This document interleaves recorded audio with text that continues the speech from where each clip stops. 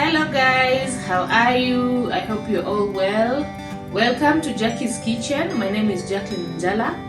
So for today's recipe, I'm just going to do Kienyeji chicken stew. That is free range chicken, not the broiler chicken.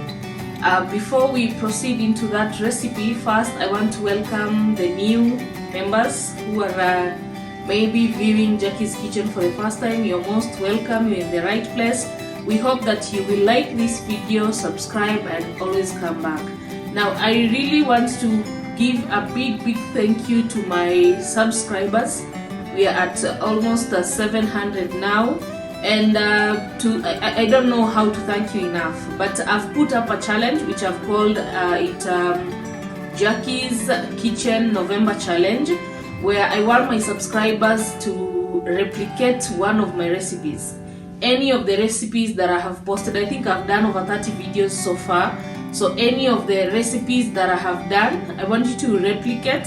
Then I'll share the form that you need to submit your results. I'll share it in the description box. So all you need to do is replicate one of my videos. Take a picture of your ingredients that you have already prepared, that is mise en place. And then when you're done, your final dish, take a photo and submit those two. So those are the things that I need. Once submissions are ongoing, we'll stop that on 20th, and then from that we will go to voting, and whoever wins will get a gift hamper.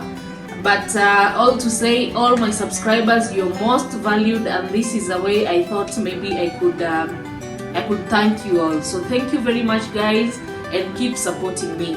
So as I said, we're going to do Kienyeji chicken. So right into it. It's a brief recipe, I think at most 4 minutes.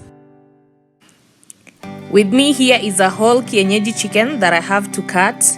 And contrary to what most believe, Kienyeji chicken has a lot of fat actually. From the skin to everything else, it has a lot of fat. So I'm going to cut this, and I will not boil my Kienyeji chicken. Instead, what I do is I'll grill it, and I'll show you. So let's cut this chicken into pieces, then we'll season it.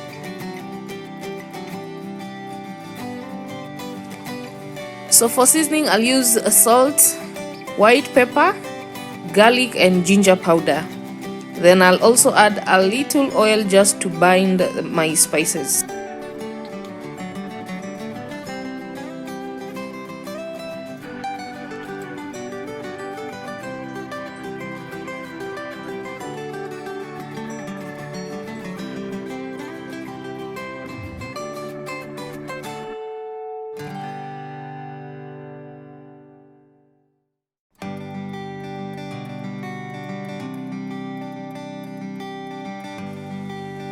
So we'll put this in the oven for about 45 minutes, maximum 1 hour, and this is what we get after that. And we're now going to make the stew.